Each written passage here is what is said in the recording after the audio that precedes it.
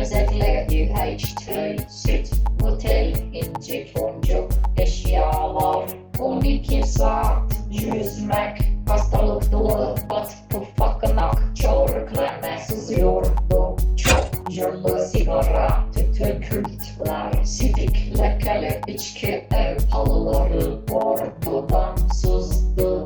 En azından 5 değildi.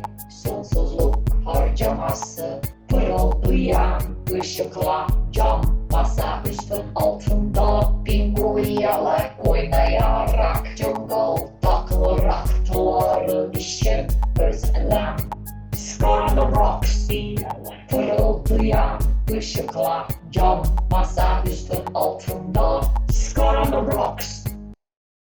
Adım Ayşe! Gel yürüsene!